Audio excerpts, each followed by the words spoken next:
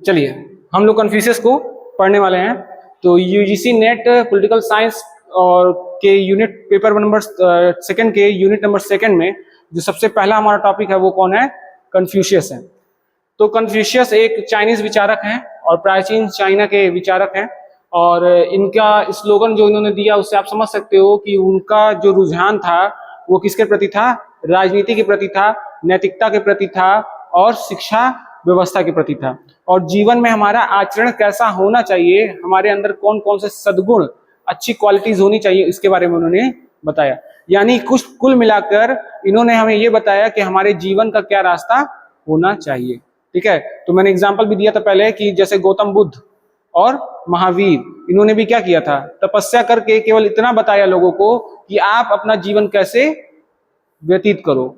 ठीक है, गौतम बुद्ध ने तो क्या किया था? जब तपस्या किया तो उन्होंने 4 मार्ग दिखा दिए। उन्होंने बोला कि 4 क्या है? सबसे बड़े दुख के कारण है। ठीक है, या 4 जो सबसे बड़े सत्य हैं। तो उन्होंने कहा ये जो संसार है वो संसार किससे भरा हुआ है?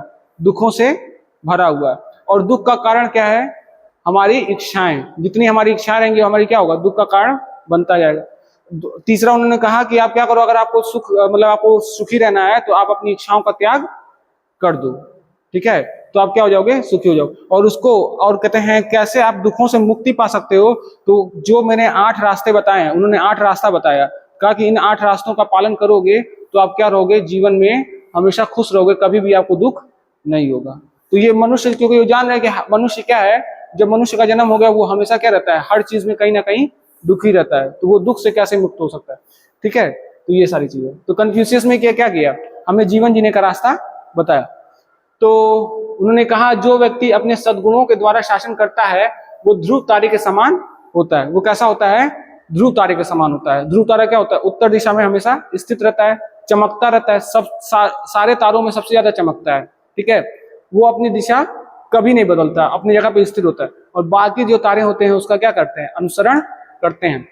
तो उन्होंने कहा जो व्यक्ति अपने सद्गुणों के द्वारा शासन करता है वो ध्रुव तारे के समान होता है, जो अपने स्थान पर स्थिर रहता है और अन्य सभी तारे उसका अनुसरण करते हैं। इसका थोड़ा डीपर मीनिंग हम समझें, क्योंकि कोई बात कही जाती है तो उसका कुछ डीपर मीनिंग भी होता है। तो इसका गहरा मर्म ये है कि अगर राजा बहुत अच्छे क्वालिटीज का है, मतलब उसके अंदर बहुत अच्छे अच्छे गुण हैं, ठीक है, तो जो जनता होगी, जो प्रजा होगी, वो क्या करेगी? उसका अनुसरण करेगी, कभी भी उसका विरोध नहीं करेगी। अब हम बात कर लेते हैं थोड़ा सा, क्योंकि देखो जो हम पढ़ रहे हैं हमें कंपटीशन भी बीट करना है। कंपटीशन बीट करने के लिए तो हमें कंपटीशन का जो डिमांड है वो भी फुलफिल करना है, लेकिन उस नॉलेज को अपने अंदर भी क्या करना है? एक्वायर करना है। तो दोनों चीजें हैं। तो कन्फ्यूशियस का जो जन्म था वो कब हुआ? 551 ईसा पूर्व में। तो मैंने आपको बताया था कि बिफोर क्रिश्चियनिटी। कैसे जानते हैं? मान लेते हैं ये एक लाइन है, यहाँ पे एक मिड पॉइंट है जहां पे किसका जन्म हुआ था? जीसस क्राइस्ट का जन्म हुआ, जहां से क्या आई? क्रिश्चियनिटी यानी ईसाइयत इस दुनिया में आई। ठीक है, इसके पहले का जो टाइमलाइन है उसको हम कहते हैं बीसी यानी बिफोर क्रिश्चियनिटी, और इसके बाद को जो हम कहते हैं एडी यानी कि एनो डोमिनी, और इसी को हम क्या कहते हैं? कॉमन एरा भी कहते हैं। जो ये बीसी होता है ये कैसे चलता है? उल्टे डायरेक्शन में चलता है। और एडी कैसे चलता है? सीधे डायरेक्शन में। जब आप नंबर लाइन देखते हो तो यहाँ पे क्या होता है? 0 होता है, 1, फिर क्या होता है? 2, फिर क्या होता है? 3, और यहाँ पे क्या होता है? -1, -2, -3। लेकिन अगर हमसे पूछे कि -3 बड़ा है या -1, तो कौन सी संख्या बड़ी है? -1 बड़ा है। ठीक है ना। उसी तरह से इनका जन्म कब हुआ? 551 बीसी में हुआ, और मृत्यु कब हो गई? 479 बीसी में इनकी मृत्यु हो गई। इनका जन्म कहाँ हुआ था? चीन में हुआ था। इनके द्वारा जो दर्शन दिया गया था वो कौन सा दर्शन था? कन्फ्यूशियस वाद। ठीक है, कन्फ्यूशियसिज्म। तो जो है कन्फ्यूशियस ने जितने भी अपने सिद्धांत दिए, दर्शन का मतलब क्या होता है? दर्शन का मतलब होता है जीवन जीने की एक पद्धति। ठीक है, एक लॉजिक, जो चीज बताया ये लॉजिकली कि ये क्या होगा? हर समय सत्य होगा, उसी को हम क्या कहते हैं? फिलॉसफी कहते हैं, जो हर समय सत्य हो, कभी भी वो झुटलाया ना जा सके। तो कन्फ्यूशियसिज्म। अब कन्फ्यूशियस के द्वारा मैंने आपको आगे बताएंगे कि उनके द्वारा 5 क्लासिक्स और 4 बुक्स लिखे गए हैं, जिसमें से उनकी सबसे प्रसिद्ध कृति जो है वो कौन सी है? द एनालेक्स है वो। और उसमें उन्होंने क्या किया है? इसमें उनके शिष्यों द्वारा संकलित उद्देश्य और संवाद हैं। जैसे हमारे देश में एक जिसको हम भारतीय राजनीतिक विचारक में भी पढ़ेंगे, जो हमारा यूजीसी नेट का 3rd यूनिट है, उसमें कबीर आते हैं। तो कबीर जो है पढ़े लिखे नहीं थे। कहा जाता ना कि कबीर क्या थे, पढ़े लिखे नहीं थे, मतलब कि उनको अक्षर का ज्ञान नहीं था, लिखना उतना नहीं आता। अक्षर का ज्ञान मतलब बोलना आता था लेकिन लिखना नहीं आता था। तो उन्होंने जितने उद्देश्य दिए, जितने चीजें कही, उनके शिष्यों ने क्या कर लिया था, उसको लिख लिया था और उससे क्या किया था, संग्रह करके जो किताब का नाम दिया, बीजक नाम दिया था। तो कुल इसी प्रकार से जो है कन्फ्यूशियस भी हैं, तो उनके शिष्यों के द्वारा जो उनके द्वारा उद्देश्य दिए गए, जो उनसे बातें की गई, उसको जोड़कर लिख लिया गया। ठीक है,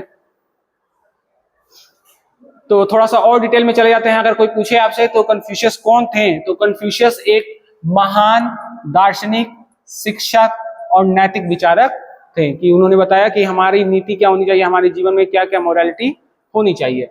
इनका जन्म कब हुआ, 551 बीसी में हुआ। कहाँ पे हुआ था, चीन के लू राज्य में। कहाँ पे, चीन के लू राज्य में, जो वर्तमान में क्या है, शानडोंग प्रांत में है, फ्रांस में हुआ था। ठीक है, विश्व के सबसे प्रभावशाली दार्शनिकों में इनको गिना जाता है। उनके विचारों ने चीन ही नहीं बल्कि 3 और ऐसे देश, यानी कि जो दक्षिण एशियाई देश है, उस पर क्या किया था, प्रभाव दिया था। वो कौन कौन से देश हैं, कोरिया है, जापान है, वियतनाम है। अगर हम मैप को देखें, ये आपके सामने मैप है, तो मैप में आप देखोगे हमारे यहाँ ये जो एरिया है, ये किसका है, जापान का एरिया है। ठीक है, और नीचे चले जाओगे तो हमें क्या मिल जाएगा, इधर कोरिया हो गया, इधर जो है वियतनाम, और ये सारी जितने हैं दक्षिण एशियाई देश हैं। इनका ही एक ग्रुप बनता है जिसको कहते हैं आसियान, जिनको क्या कहते हैं, आसियान कहते हैं।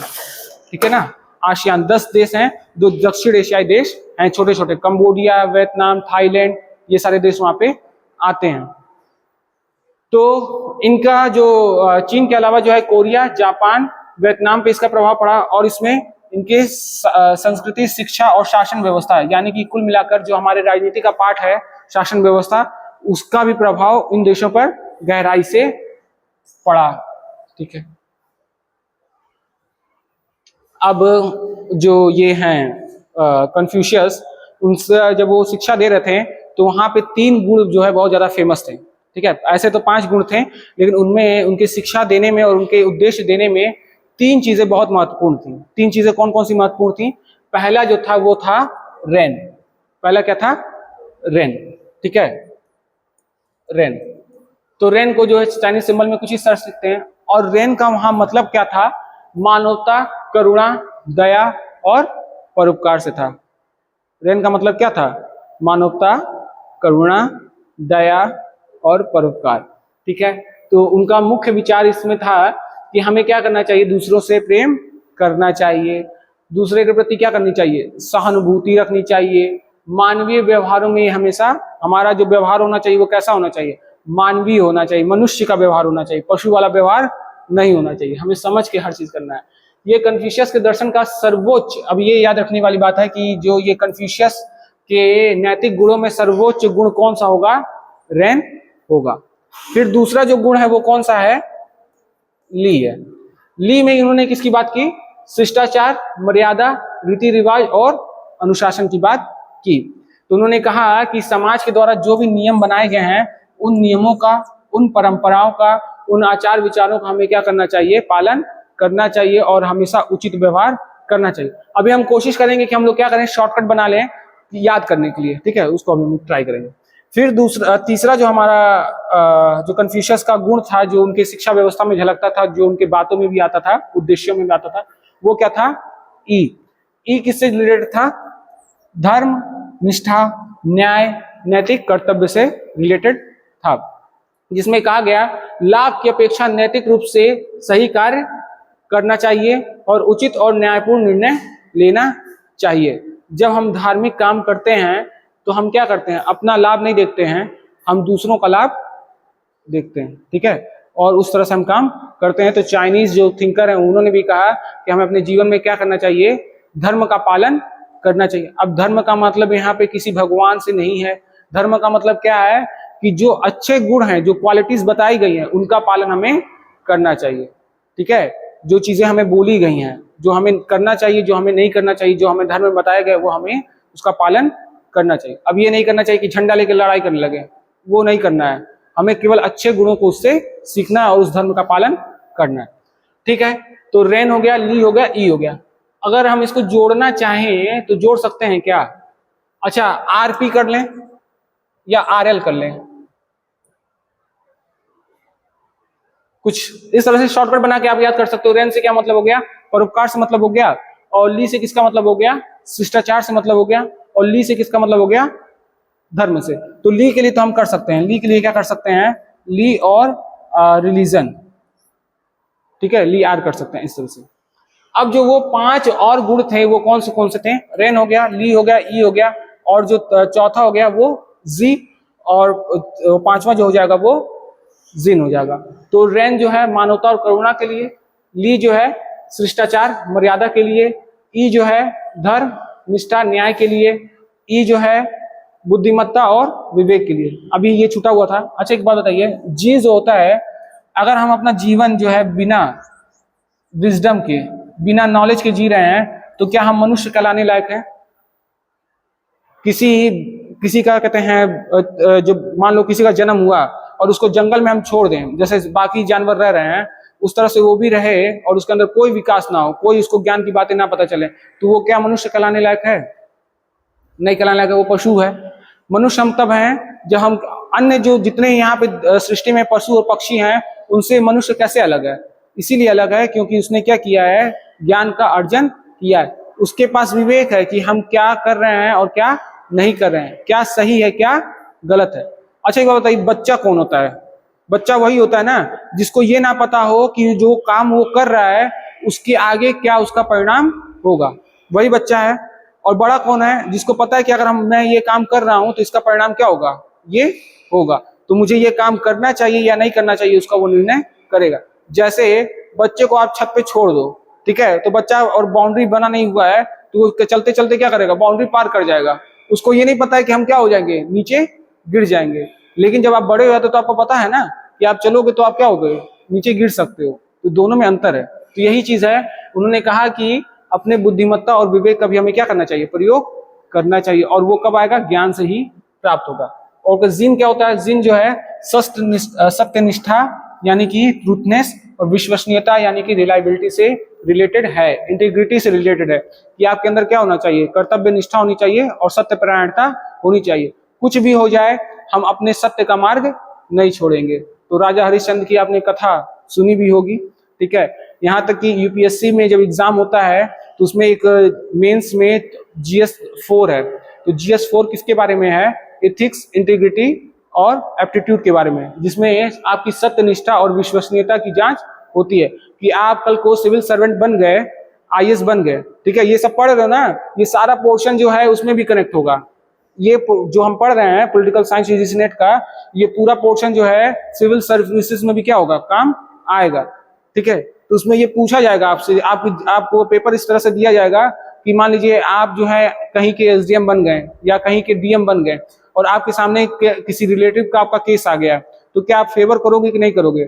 अगर आपने कह दिया नहीं करेंगे, ठीक है, तो ये दिखाएगा कि आप जो है किसी भी रिलेशन को फॉलो नहीं करोगे आगे चल के। मान लो किसी के साथ कहते हैं, किसी देश के साथ आपको भेज दिया गया संबंध बनाने के लिए कि आप क्या करो कि उनसे जो है कॉन्ट्रैक्ट कर लो, तो आगे चल के आप क्या कर सकते हो? उसको धोखा भी दे सकते हो क्योंकि आप एक पद पे हो। तो किस प्रकार से उस सिचुएशन को, उस डायसी सिचुएशन को आप हल करते हो, यही आपका क्या दिखाता है? सत्यनिष्ठा और विश्वसनीयता दिखाती है। तो हमें कभी भी किसी चीज को ना तो हाँ कहना है और ना ही ना कहना है।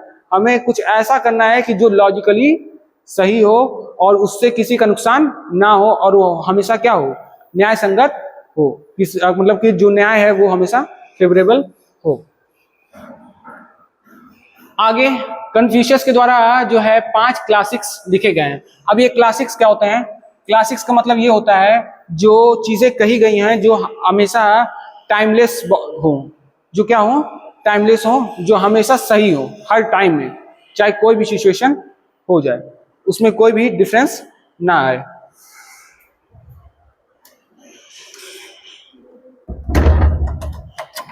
ठीक है, तो उसको हम क्या कहते हैं? क्लासिक्स कहते हैं। इतना समझ में आ रहा है क्लास 6 क्या हो गया। जैसे मान लेते हैं कभी कभी आप देखोगे कोई कोई सॉन्ग जो है बहुत तेजी से वायरल होता है और बहुत सारे लोग सुनने लगते हैं, ठीक है, लेकिन वो क्या वो हमेशा रहता है क्या? नहीं ना रहता है। लेकिन जो मान लेते हैं शास्त्रीय संगीत है, ठीक, वो शास्त्रीय संगीत हमेशा क्या रहेगा? हमेशा रहेगा। हमारे भारत में 6 लैंग्वेज हैं जो क्या है क्लासिक लैंग्वेज के अंडर आते हैं। मलयालम, कन्नड़, ये सारे, और हिंदी, इन सारे विषयों में आता है। मतलब क्लासिक जो अनंत तक चले, जो बन गया वो अनंत तक चले। तो कन्फ्यूशियस ने भी क्या किया? 5 क्लासिक्स लिखे। पहला जो उनका क्लासिक्स था वो क्या था? द क्लासिक्स ऑफ चेंजेस, ठीक है, जिसको चाइनीज में नाम दिया गया ई यिंग, ठीक है, जिनमें उन्होंने किसकी बात की? परिवर्तन की बात की, दर्शन की बात की, भविष्यवाणी की बात की, ब्रह्मांडीय सिद्धांत की बात की, कि हमारा जो ब्रह्मांड है किस प्रकार से चल रहा है, क्या क्या चीजें उसमें हैपन हो रही है। तो क्लासिक ऑफ चेंज किससे रिलेटेड है? परिवर्तन से रिलेटेड है। नाम ही क्या है? चेंजेस, तो किससे रिलेटेड होगा? परिवर्तन से रिलेटेड होगा, भविष्यवाणी से रिलेटेड होगा। फिर इसके बाद है द क्लासिक्स ऑफ डॉक्यूमेंट। इसमें क्या है? जो भी हमारे चीजें हैं जिनका हम संग्रह करते हैं उसी को हम क्या करते हैं? डॉक्यूमेंट करते हैं। जैसे हमने हाई स्कूल पास किया, ठीक, फिर हमने इंटर पास किया, फिर हमने ग्रेजुएशन पास किया, फिर हमने क्या किया? फिर हमने एमए किया, पीएचडी किया, तो हमने क्या किया? अपने सारे रिजल्ट्स को इकट्ठा किया ना, तो वो क्या बन गया? एक डॉक्यूमेंट बन गया। और जो भी हमारे सर्टिफिकेट्स हैं उसको हमने ऐड किया तो डॉक्यूमेंट्स बन गया। तो उन्होंने भी क्या किया? जो उनकी क्लासिक्स थी उसका नाम है the classics of document, Chinese language का शूजिंग। और इसमें क्या किया उन्होंने? प्राचीन राजाओं के भाषण, शासन, ऐतिहासिक दस्तावेजों को उसमें संग्रह किया। जितने भी वहां के प्राचीन राजा थे जो उन्होंने भाषण दिया था उसको, और जितने भी ऐतिहासिक दस्तावेज थे, पुराने दस्तावेज थे, जैसे मान लेते हैं मैंने अपना डॉक्यूमेंट संग्रह कर लिया, मेरे फादर का भी तो डॉक्यूमेंट होगा, उसको भी मैंने संग्रह कर लिया, मेरे दादा का था उसको भी मैंने संग्रह कर लिया, तो ये सब क्या हो गया? हमारा डॉक्यूमेंट संग्रह हो गया। तो ये ऐतिहासिक दस्तावेज हो गए। तो the classic of changes, change के बारे में, परिवर्तन के बारे में बताता है। द क्लासिक्स ऑफ डॉक्यूमेंट्स किसके बारे में बताता है? प्राचीन जो दस्तावेज हैं, जो ऐतिहासिक दस्तावेज हैं, उनके बारे में बताता है कि चाइना में इससे पहले उनके पहले क्या क्या चीजें हुई थी। फिर आता है तीसरा, वो है द क्लासिक्स ऑफ पोएट्री। इंसान को, इंसान रहने के लिए जरूरी है कि उसके अंदर क्या हो? करुणा हो, दया हो। और ये करुणा और दया कब आएगा? जब वो क्या करता है? संगीत से जुड़ता है, कविताओं को पढ़ता है, ठीक है। कई सारी कविताएं आप देखोगे जो आपको बहुत मोटिवेट करेंगी। आगे चल के जीवन में क्या होगा? कई बार आपको जो है डिमोटिवेशन फील होगा, आप हताश होगे। तो मेरे भी जीवन में एक बार ऐसा समय आया कि हमको लग रहा था कि अब जो है बहुत सारी चीजें हाथ से क्या हो गई हैं? निकल गई हैं, और कुछ भी कर रहे हैं नहीं हो रहा है। तो उस समय एक कविता का स्टैंजा हमको याद है, उसमें कहा गया, समलो कि सुयोग्य ना जाए चला, कब व्यर्थ हुआ सदुपाय भला, समझो ना जग को निराश अपना, पथ आप प्रशस्त करो अपना, अखिलेश्वर है आलम्बन को, नर हो ना निराश करो मन को। तो यानी कि ये कहा गया कि आप जो काम कर रहे हो ना वो कभी भी वेस्ट नहीं जाएगा, ठीक है। समलो की सुयोग्य ना चाहे चला, कोई अवसर आ गया आपके सामने तो आप संभल के उस पर काम करो ताकि वो अवसर ना चला जाए। कब व्यर्थ हुआ सदुपाय वाला, आप कोई भी काम कर रहे हो ना वो काम कभी व्यर्थ नहीं जाएगा। आप आज मेहनत कर रहे हो, वो मेहनत कभी व्यर्थ नहीं जाएगा। आज हम लोग इतने गर्मी में बैठ के पढ़ रहे हैं तो ये कभी व्यर्थ नहीं जाएगा, हमेशा रहेगा। समलो की सुयोग्य ना जाए चला, कब व्यर्थ हुआ सदुपाय वाला, समझो ना जग को निराश अपना, इस जगत को कभी भी उदासी मत मानो, ठीक है। समझो ना जग को निराश अपना, पथ आप प्रशस्त करो अपना, जो भी आप रास्ते पे चल रहे हो उस पर चलते रहो, ठीक है। अखिलेश्वर है आलम्बन को, यानी भगवान जो है उस रास्ते पे खड़ा है आपसे मिलने के लिए। नर हो ना निराश करो मन को, यानी कि अगर आप इंसान हो तो अपने मन से निराशा मत रखो। तो कई सारी कविताएं, तो इनसे अब मैंने ये एग्जांपल इसलिए दिया कि आप सोच सकते हो कि वो क्या होंगी। उन चीजों से भी इंसान को मोटिवेशन मिलता है और वो काम करता है। तो जो कन्फ्यूशियस थे उन्होंने ये जो क्लासिक्स लिखी उसका नाम दिया द क्लासिक्स ऑफ पोएट्री, और इसका नाम दिया सी जिंग। तो सू जिंग से क्या हो गया? सी जिंग। और इसमें उन्होंने क्या किया? 305 प्राचीन कविताओं और लोकगीतों का संग्रह किया। लोकगीत आप समझते हैं, लोकल में जो गाया जाता है, ठीक है। कई सारे ऐसे ऐसे गीत गाए जाते हैं जो लोकल लोग गाते हैं, किस लिए? जैसे संध्या में भी सहुरी गाया जाता है, कुछ कुछ ऐसा गाना गाया जाता है। तो ये चीज हो गई। फिर हो गया चौथा, द रिकॉर्ड्स ऑफ राइट्स। इसमें क्या है? चाइना में, चाइनीज भाषा में लीजी, और राइट्स का मतलब भी होता है, क्या होता है? रीति रिवाज। तो इसमें क्या हो जाएगा, इनके रीति रिवाज, सामाजिक मर्यादा, नैतिकता और संस्कार को इसमें उन्होंने रखा कि चाइना में कौन कौन से रीति रिवाज होने चाहिए, सामाजिक रूप से क्या मर्यादा होनी चाहिए, नैतिकता क्या होनी चाहिए और संस्कार क्या होनी चाहिए। और अंतिम और लास्ट जो है उनका क्लासिक्स है वो है the springs and autumn annals. ठीक है, द स्प्रिंग एंड एंडल एनल्स मतलब स्प्रिंग का मतलब होता है बसंत और एंटम्स का मतलब होता है पतझड़। ठीक है, तो 4 सीजन हमारे बताए गए हैं पूरे। पहला क्या बताया गया है, ग्रीष्म यानी गर्मी का दिन। दूसरा कौन सा बताया गया है, जो शीत यानी कि ठंडी का दिन। फिर उसके बाद क्या आता है बसंत, और बसंत के बाद क्या आता है पतझड़। मतलब अभी हमारा जून से जुलाई चल रहा है ना, तो अभी क्या पड़ रहा है, गर्मी पड़ रही है। गर्मी के बाद क्या होगा, पतझड़ का सीजन आएगा। क्या आएगा, हाँ मतलब बसंत तो हमारा क्या होगा, ठंडी के बाद आता है। तो अभी क्या चलेगा, एक ऐसा टाइम चलेगा कि पतझड़, जैसे ना ये मान लेते हैं सूरज है, ठीक, तो ये ज्योग्राफी का थोड़ा सा पोर्शन ये भी जान लेते हैं। तो यहाँ पे जो है पृथ्वी है, फिर यहाँ पे एक बार पृथ्वी आएगी, फिर यहाँ पे पृथ्वी आएगी, और फिर यहाँ पे क्या आएगी, पृथ्वी आएगी। जब सूरज की रोशनी ही सबसे ज्यादा पड़ेगी, इस समय हम लोग उत्तरी गोलार्ध में हैं, सूरज की रोशनी सबसे ज्यादा पड़ेगी तो यहाँ पे क्या होगा, गर्मी पड़ेगा। फिर सूरज की रोशनी जब तिरछी पड़ेगी तो क्या हो जाता है, पतझड़ हो जाता है। जैसे सितंबर का महीना जो है बारिश का जैसा हो जाता है। फिर क्या होगा, सूरज की रोशनी हमसे बहुत दूर हो जाएगी तो पूरी ठंडी पड़ेगी, और सूरज की रोशनी जब थोड़ी बहुत और पड़ने लगेगी तब क्या हो जाएगा, हमारे वहां बसंत आ जाएगा। जब ठंडी से यानी फरवरी और मार्च के महीने में जाते हैं तो हम क्या मनाते हैं, बसंत पंचमी जनवरी में मनाते हैं। तो क्या होता है, वो बसंत पंचमी का दिन हो जाता है। तो जो कन्फ्यूशियस हैं उन्होंने भी क्या किया, एक रचना लिखी, एक क्लासिक्स लिखा। वो क्या, किसके ऊपर था, लिखा क्या मतलब बताया, जो कि है the spring and autumn annuls के नाम से। इसका मतलब है कि लू राज्य का ऐतिहासिक विवरण, परंपरा के अनुसार इसका संपादन कन्फ्यूशियस ने किया था। ठीक है, कि वहां पे क्या क्या चेंजेस आए, जीवन में भी क्या होगा, पतझड़ भी होगा, कि सारी चीजें क्या हो जाएंगी, झड़ जाएंगी, और फिर क्या होगा, एक नई सुबेरा होगा और फिर से सारे पत्ते नए नए उग जाएंगे। ठीक है, तो ये कुछ ऐसा है। तो मुझे कबीर दास का इस पे दोहा भी याद आ गया। तो उन्होंने कहा कि मतलब उनका ये कहना था कि पत्ता जो होता है वो झड़ता है और फिर नए पत्ते आने, हाँ आता है, पेड़ का है पत्ते से। तो इसमें उन्होंने कहा, पेड़ का है पत्ते से, सुन पत्ते मेरी बात, इस घर की एक रीति है, एक जावत एक आद। तो मतलब आपका जो जीवन है ना वो भी स्थिर नहीं है। आप जाओगे तो आपकी जगह पे कौन आएगा, कोई दूसरा आएगा। आज हम इस कुर्सी पे बैठे हैं तो हम भी जाएंगे किसी और जगह पे, तो उस कुर्सी पे कोई क्या आएगा, दूसरा आएगा। तो यही है कि पेड़ के पत्ते से, सुन पत्ते मेरी बात, इस घर की एक रीति है, एक जावत एक आद, एक जाएगा तो दूसरा आएगा। ठीक है, तो फिर कन्फ्यूशियस ने 4 किताबें लिखी। तो 4 किताबों में सबसे महत्वपूर्ण जो उनकी किताब थी वो कौन थी, द एनालिट्स, जो हमने सबसे पहले देखी थी। तो इसमें जो है पहली जो किताब हो गई वो कौन सी है, द ग्रेट लर्निंग। और द ग्रेट लर्निंग में किसके बारे में बात किया गया है, आत्म विकास के बारे में, कि हम अपना सेल्फ डेवलपमेंट कैसे कर सकते हैं। नैतिक शिक्षा यानी कि हमारी मोरालिटी, जो हमारा मोरल एजुकेशन है वो कैसा होना चाहिए, और आदर्श शासन की बात भी उन्होंने की। समझ में आ रहा है, समझ में आ रहा है कि नहीं जी। तो ये द ग्रेट लर्निंग का मतलब है, द ग्रेट, आप अपने जीवन में कोई महान चीज करना चाहते हो तो सबसे पहले आपको क्या करना पड़ेगा, अपना विकास करना पड़ेगा, अपने आत्मा को जागृत करना पड़ेगा। कोई कारण होगा ना कि महात्मा बुद्ध, गौतम बुद्ध और जो है महावीर जाके 12 वर्ष तपस्या किए, कोई कारण होगा। क्यों, क्योंकि उनको अपना सेल्फ डेवलपमेंट वहां पे करना था। हम सोसाइटी में रहते हैं तो हमें भी क्या करना पड़ता है, सेल्फ डेवलपमेंट करना पड़ता है, चीजें सीखनी पड़ती हैं। नैतिक शिक्षा और आदर्श शासन की बात की किसमें, द ग्रेट लर्निंग में। याद रखेंगे हम लोग कि कन्फ्यूशियस का जो पहली किताब हो गई वो कौन सी थी, द ग्रेट लर्निंग। दूसरी जो किताब है वो है डॉक्ट्राइन ऑफ द मीन्स। जो दूसरी किताब है वो कौन सी है, डॉक्ट्राइन ऑफ मीन्स, जिसमें उन्होंने किसकी बात की, संतुलन, मध्यम मार्ग और नैतिक जीवन की बात की। कि आप अपने जीवन में देखो, डॉक्ट्राइन ऑफ मीन्स का मतलब, मीन का मतलब क्या होता है, मध्यमान।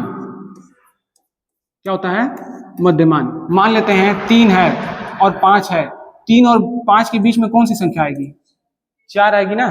3 और 5 के बीच में कौन सी संख्या आएगी, 4 आएगी। तो ये क्या हो गया, उसका मध्यवर्ती हो गया। एक तरफ सत्य है, एक तरफ सत्य है, एक तरफ असत्य है। ठीक है, आप किसको चुनोगे? सत्य को चुनेंगे। लेकिन कोई कंडीशन ऐसा भी आ जाएगा जहां पे आपका असत्य बोलना भी वो कई गुना सत्य से अच्छा हो जाएगा, तो आप उस समय असत्य भी बोलोगे, बोलेंगे ना।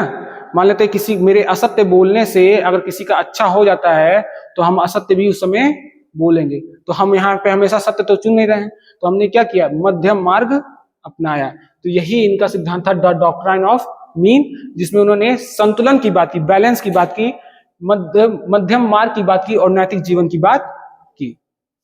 फिर तीसरा है द एनालिट्स। द एनालिट्स मैंने बताया कन्फ्यूशियस के जितने भी उद्देश्य थे, जो संवाद थे, उनके शिष्यों ने उसका संग्रह किया था। तो उसमें जो है कन्फ्यूशियस के उद्देश्य और संवाद इसमें सम्मिलित रहेंगे। फिर है मेनिशियस। तो जो मेनिशियस है, ये जो मेनिशियस जो है इनके एक विद्यार्थी थे, ठीक है, और उनके विद्यार्थी के द्वारा क्या किया गया है, अपने विचार जो दिए गए उनको भी इसमें कन्फ्यूशियस के नाम से ही संग्रह कर लिया गया। तो इसमें मेनिशियस के विचार हैं जो कि मानव स्वभाव और आदर्श शासन की बात करते हैं। तो मेनिशियस जो थे वो कौन थे? कन्फ्यूशियस के एक विद्यार्थी थे, महत्वपूर्ण विद्यार्थी थे। इसके बाद देखिए यही चीज है कि इसको क्या किया गया है, थोड़ा सा और विस्तार में बोल दिया गया है। तो द ग्रेट लर्निंग में व्यक्ति के आत्म सुधार से परिवार, राज्य और विश्व में व्यवस्था स्थापित होती है। उन्होंने कहा कि स्वयं को सुधारो तो समाज क्या हो जाएगा? सुधर जाएगा। कई लोग समाज सुधारने चलते हैं, लेकिन पहले को हमें क्या करना चाहिए? स्वयं को सुधारना चाहिए। डॉक्ट्राइन ऑफ मीन्स में किसकी बात करते हैं? जीवन के संतुलन और मध्यम मार्ग को अपनाने पर बल दिया जाता है, जिसमें कहा जाता है कि हमारे पास क्या होना चाहिए? नैतिक संयम और सामंजस्य का दर्शन होना चाहिए। फिर द एनालिट्स किसकी बात करता है? कन्फ्यूशियस के शिष्यों द्वारा संकलित उनके उद्देश्य और संवाद की बात करता है। और मेनिशियस किसकी बात करता है? वो उनके छात्र थे, उनके अनुयायी मेनिशियस के विचार इसमें रखे गए। लिखा है ना, कन्फ्यूशियस के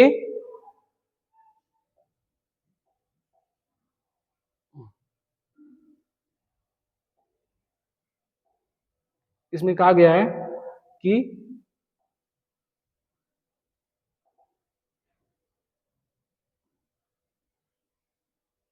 जो कन्फ्यूशियस के अनुयायी यानी कन्फ्यूशियस के जो छात्र थे उनका नाम था मेनिशियस, उनके विचारों को इसमें रखा गया है। इसमें मेनिशियस में, ठीक है। इसमें किसकी बात की गई है? मानव स्वभाव मूलतः अच्छा होता है और शासक को क्या करना चाहिए? जनता के कल्याण के लिए शासन करना चाहिए। तो कन्फ्यूशियस को मिला के बस इतने ही इनका सिद्धांत था नैतिकता के ऊपर। तो यहाँ पे कुछ इनके स्लोगन दिए गए हैं, जो कथन दिए गए हैं, महत्वपूर्ण कथन, जिनको हमें अपने जीवन में क्या करना चाहिए? उतारना चाहिए। तो पहला तो हमने पढ़ लिया है। दूसरा है, जो व्यवहार तुम अपने लिए नहीं चाहते वह दूसरों के साथ भी मत करो। उसका मतलब क्या है? दूसरों के साथ वैसा ही व्यवहार करो जैसा तुम खुद के लिए चाहते हो। तीसरा मान लेते हैं, इस तरह से कई कथन उन्होंने दिए। श्रेष्ठ व्यक्ति पहले स्वयं पर विजय प्राप्त करता है, फिर दूसरों का नेतृत्व करता है। सबसे पहले हमें क्या करना चाहिए? खुद पर विजय प्राप्त करना चाहिए, फिर हमें क्या करना चाहिए? दूसरों का नेतृत्व करना चाहिए। अभी हम आपको बहुत उद्देश्य दे दें कि 5 बजे सुबह उठ जाओ, 4 बजे, और 4 बजे से क्या करो? खूब पढ़ाई करो, ठीक है, 18 घंटे पढ़ाई करो, और हम जो है 18 मिनट भी नहीं पढ़ रहे हैं, तो मेरे उद्देश्य देने का कोई फायदा है नहीं। तो पहले हमें क्या करना चाहिए? पहले खुद को विजय करना चाहिए, फिर दूसरों को नेतृत्व करना चाहिए। फिर यही है कि सीखना और समय समय पर उसका अभ्यास करना आनंद की बात नहीं है। यानी कि जब आप कोई चीज सीखते हो और बार बार अभ्यास करते हो, वो हमेशा हमें अच्छा नहीं लगता, लेकिन हमें करते रहना चाहिए। क्यों? तभी हम क्या कर सकते हैं? अपना विकास कर सकते हैं। तो ज्ञान तभी सार्थक है जब उसका अभ्यास किया जाए, ठीक है। तो अभ्यास करना हमारे लिए बहुत जरूरी है। अब विराट कोहली है, वो विराट कोहली का है कि अब जो है हम प्रैक्टिस करना छोड़ देंगे, तो वो जब जाएगा फील्ड में खेलने, तो क्या लगता है कि जिस तरह से पहले खेलता था उस तरह से खेल सकता है क्या? नहीं। चाहे कितनी भी एज हो जाए, उसको क्या करना है? हर दिन प्रैक्टिस करना है। तो हम लोग भी चाहे कोई भी डिग्री पा लें, कुछ भी हो जाए, अगर हमें टीचर बनना है, कोई अच्छे प्रोफेशन में रहना है, तो हमें रेगुलर क्या करना पड़ेगा? उसका प्रैक्टिस करना पड़ेगा। तो बहुत महत्वपूर्ण टीचिंग है कि ज्ञान तभी सार्थक है जब उसका अभ्यास किया जाता है। गलती करना बुरा नहीं, उसे सुधारने का प्रयास ना करना सबसे बड़ी गलती है। तो हम अपने जीवन में, अब ये पूरा जो है ये समझ लो एक तरह से मोरालिटी के ऊपर है, ठीक है ना, इनका कथन। तो अब हम ये तो यूजीसी नेट का थोड़ा पोर्शन हो गया, लेकिन इसको हम एथिक्स से भी क्या कर ले रहे हैं? जोड़ दे रहे हैं। तो जीवन में भी हमारे सुधार हो जाएगा। तो गलती करना बुरा नहीं है, उसे सुधार करने का प्रयास ना करना सबसे बड़ी गलती है। हमने गलती कर दी, उसमें कोई बड़ी बात नहीं है, लेकिन अगर हम उसमें सुधार नहीं कर रहे हैं तो वो सबसे बड़ी क्या है? हमारे लिए गलती है। तो अपनी त्रुटियों को स्वीकार करना और सुधार करना ये बुद्धिमानी है। धीरे चलना कोई समस्या नहीं, समस्या तब है जब आप रुक जाते हैं।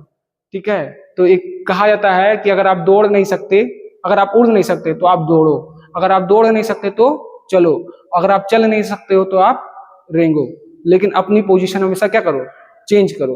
तो इन्होंने भी यही ना कहा कि जो है धीरे चलना समस्या नहीं, अगर आप धीरे धीरे चल रहे हो तो कोई समस्या नहीं है, लेकिन अगर आप रुक जाते हो वो सबसे बड़ी समस्या है। तो हमने एक खरगोश और कछुए की कहानी सुनी हुई है, सुनी है ना।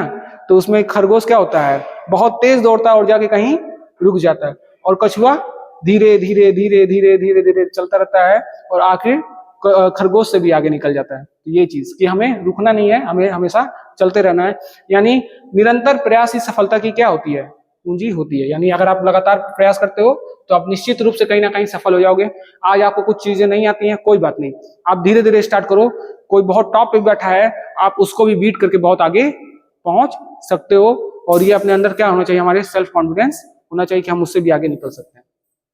जैसे कोई मान ले कि सचिन तेंदुलकर का जो रिकॉर्ड है 100 सेंचुरी का, वो कोई तोड़ नहीं सकता, ऐसा नहीं है। कोई ना कोई ऐसा जरूर होगा जो उस 100 सेंचुरी को भी तोड़ देगा। आगे, जो व्यक्ति सीखता है पर सोचता नहीं वो भ्रमित रहता है, जो सोचता है पर सीखता नहीं है वो संकट में पड़ा रहता है। कोई व्यक्ति सीख रहा है, हम लोग पढ़ रहे हैं, लेकिन हमारे पास कोई विचार नहीं आ रहा है, तो हम लोग हमेशा क्या रहेंगे, भ्रमित रहेंगे, सोचते रहेंगे क्या हो रहा है। लेकिन जो सोचता है पर सीखता नहीं, लेकिन बहुत ज्यादा कोई सोच रहा है और सीख नहीं रहा है, तो वो क्या हो जाएगा, संकट में पड़ जाएगा।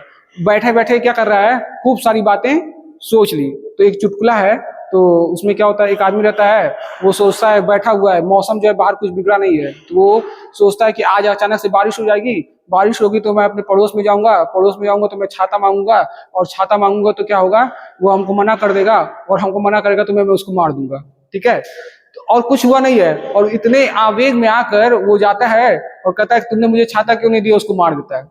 हुआ कुछ नहीं, केवल इसके ओवर थिंकिंग की वजह से उसने क्या कर दिया, ऐसा एफर्ट कर दिया। तो इन्होंने कहा कि अगर आप सीख रहे हो और सोच नहीं रहे हो तो आप भ्रमित रहोगे। ठीक है, सोच ही नहीं रहे हो, लेकिन आप केवल सोच रहे हो और सीख ही नहीं रहे हो, केवल अपने मन में क्या कर रहे हो, सोच रहे हो और प्रयास कर ही नहीं रहे हो, तो आप क्या हो जाओगे, संकट में पड़ जाओगे। तो अध्ययन और चिंतन दोनों आवश्यक है। श्रेष्ठ व्यक्ति न्याय को समझता है, जबकि साधारण व्यक्ति केवल लाभ को समझता है। श्रेष्ठ व्यक्ति किसको समझता है, न्याय को समझता है। वो जानता है कि जस्टिस की महत्व क्या होता है, लेकिन दूसरे लोग क्या समझते हैं, केवल लाभ को प्रायोरिटी देते हैं, कि उनको लगता है बस मेरा क्या होना चाहिए, लाभ होना चाहिए। कोई डीएम बन गया, और डीएम बनने के बाद उसके जिले में एक कॉन्ट्रैक्ट आया कि रोड बनवाने का, खूब फंड्स आ गया।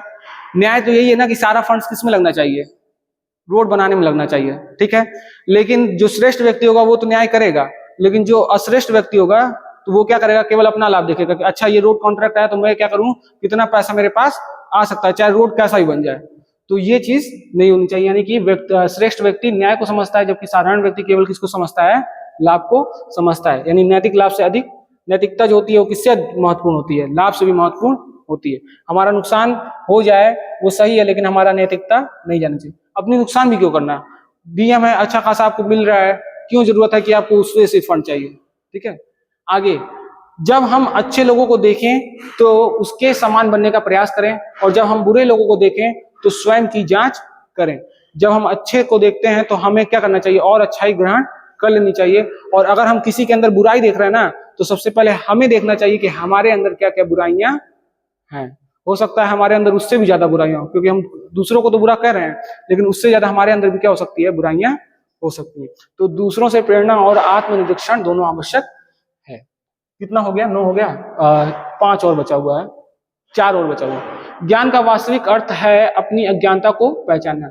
जब बच्चा होता है छोटा, उसको ना तो गुणा आता होगा, भाग आता होगा, ना गणित का कोई चीज आता होगा, लेकिन वो धीरे धीरे क्या कर लेता है, सीख लेता है, और तो उसको समझ में आ जाता है ना, उसका अज्ञानता क्या हो जाता है, खत्म हो जाता है। इसी प्रकार से जो हमारा ज्ञान है वही हमारा ज्ञान का वास्तविक अर्थ है अपनी अज्ञानता को पहचानना, कि हमें क्या नहीं आता है ये पहचानना, ये हमारा क्या है, ज्ञान का वास्तविक अर्थ है। सफलता इस बात पर निर्भर नहीं करती कि आप कितनी तेजी से चलते हैं, बल्कि इस बात पर निर्भर करती है कि आप चलते रहते हैं। तो वही चीज निरंतरता आप बनाई रखिए। जिस काम से प्रेम हो उसे चुनो, फिर जीवन में एक दिन भी काम जैसा नहीं लगेगा। तो जिस काम में आपको आनंद आता है उसी काम को करो, आपको कभी भी जीवन में बोरियत नहीं होगा। मुझे टीचिंग अच्छा लगता है तो मैंने क्या सुन लिया, टीचिंग चुन लिया, मुझे कभी भी बोरियत नहीं होगा, हम जब तक पढ़ाएंगे तब तक हमको क्या होगा, आनंद आएगा। लेकिन अगर हम ऐसा कोई काम चुन लेते हैं जो मेरे कहते हैं इंटरेस्ट का नहीं रहता, तो हम उसमें काम करते हैं लेकिन हम हमेशा क्या होते हैं, बोर फील करते हैं। तो हमें भी क्या करना चाहिए, जिस काम में हमें अच्छा लगता है उसी काम को हमें चुन लेना चाहिए। बुद्धिमान व्यक्ति उत्तर खोजने से पहले सही प्रश्न पूछता है। जो व्यक्ति अपने चरित्र को सुधारता है वही समाज को सुधार सकता है। नैतिकता के बिना शक्ति विनाश का कारण बन जाती है। ठीक है, अब हम आ जाते हैं मेन पार्ट जहां से हमारा क्वेश्चन पुटअप होता है कंपटीशन में। कन्फ्यूशियस किस देश के महान शासक थे, दार्शनिक थे, सॉरी, किस देश के महान दार्शनिक थे, तो यहाँ के चीन के। तो मैंने बताया कन्फ्यूशियस के विचार किस दर्शन से संबंधित हैं, कन्फ्यूशियस वाद से संबंधित हैं।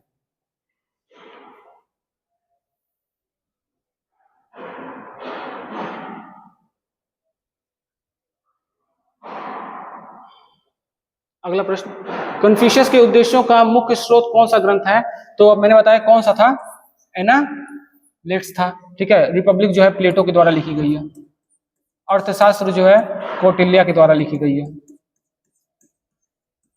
ठीक है, तो कन्फ्यूशियस ने शासन का आधार किसे माना, नैतिकता एवं सदाचार को उन्होंने इसका आधार माना।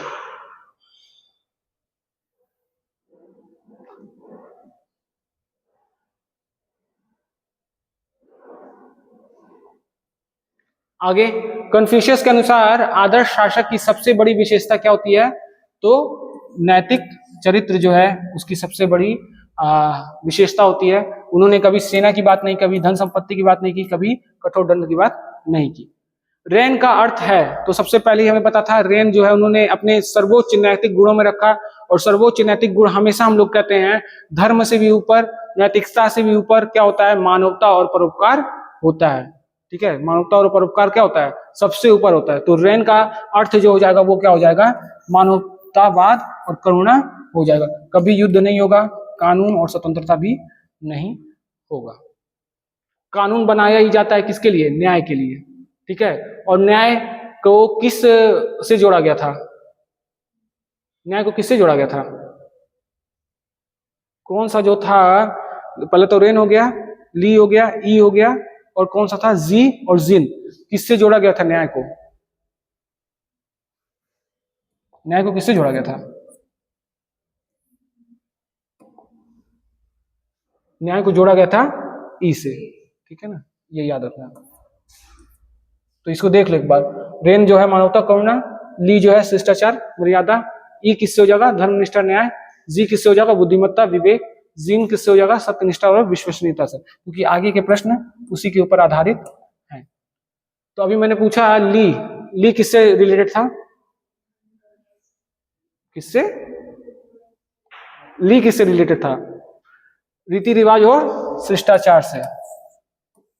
ठीक है, कन्फ्यूशियस ने किस पर विशेष बल दिया, तो कन्फ्यूशियस ने शिक्षा और नैतिकता पर विशेष बल दिया।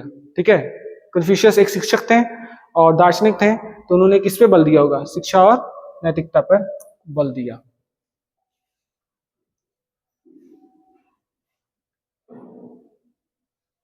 अगला प्रश्न, कन्फ्यूशियस के अनुसार समाज में व्यवस्था बनाए रखने का सर्वोत्तम साधन है, क्या है, नैतिक अनुशासन।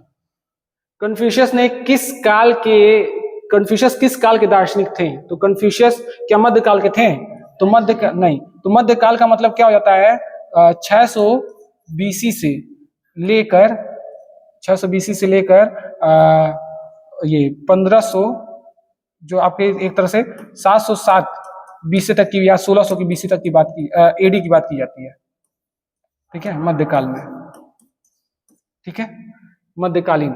आधुनिक काल की बात करें तो 1600 एडी से लेकर आज जो प्रेजेंट चल रहा है उसको हम क्या बोलते हैं, आधुनिक काल बोलते हैं।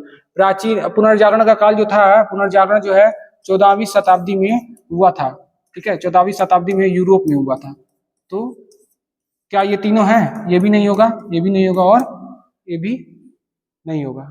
ठीक है, तो कौन सा हो जाएगा, प्राचीन चीन काल के दार्शनिक थे। ये थोड़ा सा हमको कंफ्यूजन है, लेकिन हमको लगता है कि जब यहाँ पे मौर्यन काल के बाद जो समय था उसी को हम मध्यकाल में मानते हैं, या फिर ये जो है 1100 एडी भी हो सकता है। इसको थोड़ा सा चेक कर लेना। हाँ, 1100 से 1400 तक नहीं, मुगल काल भी जो है मध्यकाल में आता है शायद, ठीक है ना। तो क्लास 7 के एनसीईआरटी में मध्यकाल की बात की गई है, तो ये है। तो प्राचीन चीन के हो जाएंगे। आगे चेक कर लेना, आज तो गूगल है, आप आराम से चेक कर सकते हो उसको। आगे, कन्फ्यूशियस ने सबसे अधिक महत्व किस संबंध को दिया? तो कन्फ्यूशियस ने सबसे अधिक महत्व किस संबंध को दिया था? परिवार एवं माता पिता के प्रति सम्मान को दिया था। अच्छा, इसमें हमको ऐड करना चाहिए था कि उन्होंने 6 प्रकार के संबंधों की बात की थी। उन्होंने कहा ना कि जो पूरा हमारा मनुष्य का जगत है उसमें किस प्रकार के संबंध होते हैं? 6 संबंध, 6 महत्वपूर्ण संबंध होते हैं, 6 प्रमुख संबंध किसके द्वारा बताए गए हैं? कन्फ्यूशियस के द्वारा बताए गए हैं, जिसमें उन्होंने किसकी बात की? सुपीरियर। बताइए, आपने लिखा था कि नहीं? उसको नोट किया था? नोट किया था? रुको, हम ओपन कर लेते हैं।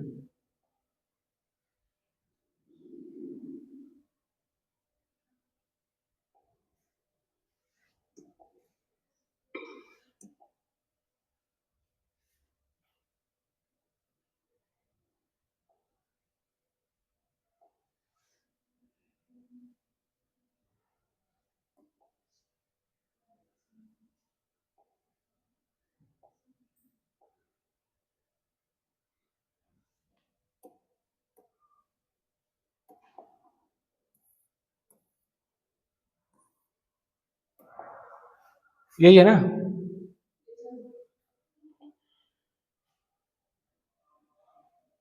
तो 6 जो उन्होंने संबंध बोले वो कौन कौन से थे? पहला था, मतलब एक तरफ सुपीरियर जो सबसे ऊपर होगा और जो उसका सहयोगी होगा। तो सुपीरियर कौन हो जाएगा? राजा। और सहयोगी कौन होगा? शासित। और जो ये कौन होगा? सुपीरियर में पिता और पुत्र, यानी कि राजा और शासित यानी प्रजा का संबंध, पिता और पुत्र का संबंध, पति और पत्नी का संबंध, बड़े और छोटे भाई का संबंध, मित्र और मित्र का संबंध। और मैंने बाद में यही कहा था कि सबसे इस दुनिया में सबसे जो अच्छा संबंध है, जो हमेशा रहता है, वो कौन सा संबंध है? शिक्षक और शिष्य का संबंध है। क्लियर? तो ये 6 जो है महत्वपूर्ण संबंध है। तो ये एक तरफ सुपीरियर हो गया और ये उसका सहयोगी हो गया।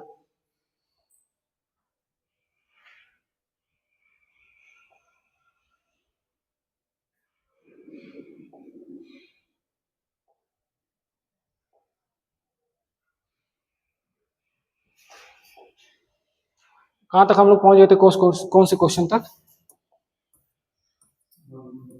15 संबंध तक, ठीक है। चलिए एक बार बता दीजिए, अगर आपको एकदम याद हो गया हो। एक तरफ है सुपीरियर और दूसरे तरफ कौन सा हो जाएगा? सब ऑर्डिनेट। हिंदी के साथ इंग्लिश को भी क्या कीजिए? महत्व दीजिए, ठीक है। तो ये हो जाएगा मुख्य और वो क्या हो जाएगा? सहयोगी। ये हो जाएंगे मुख्य और ये क्या हो जाएंगे? सहयोगी। तो पहला कौन सा संबंध उन्होंने बताया? पहला बताया राजा और शासित। दूसरा संबंध कौन सा बताया था? पिता और पुत्र का संबंध। तीसरा पति पत्नी का संबंध। चौथा, हाँ गुड, बड़े भाई और छोटे भाई का संबंध।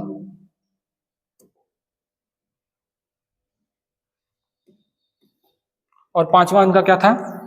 मित्र और मित्र का संबंध। इस दुनिया में सबसे महत्वपूर्ण ये भी होता है, मित्र मित्र का संबंध। और छठा और अंतिम, शिक्षक और शिष्य का संबंध। ठीक है, तो इसके बारे में आपको याद होगा, एक कहते हैं दोहा, गुरु गोविंद दो करे काके लागो पाए, बलिहारी गुरु आपनो गोविंद दियो बताए। तो मतलब कि उन्होंने कहा कि आप जो है भगवान से भी क्या है, ऊपर है। तो भगवान कहते हैं ईश्वर से भी ऊपर किसको रखा गया है? शिक्षक को रखा गया है।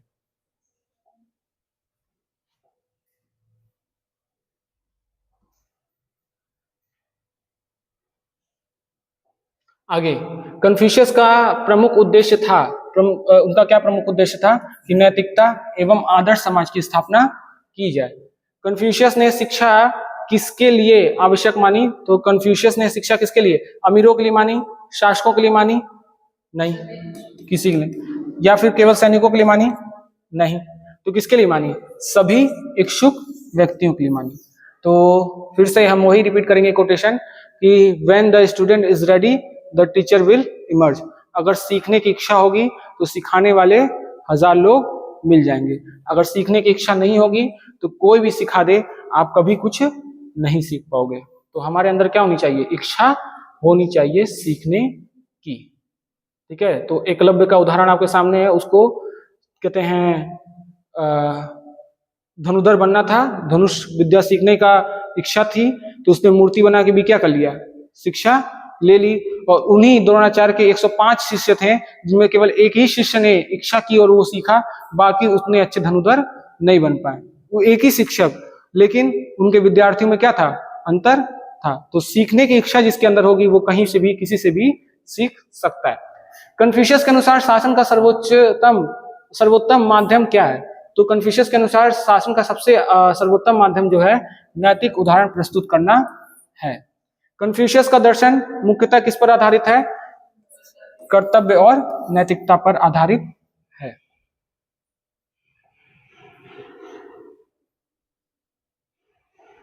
कन्फ्यूशियस के विचारों का सबसे अधिक प्रभाव किस क्षेत्र पर पड़ा?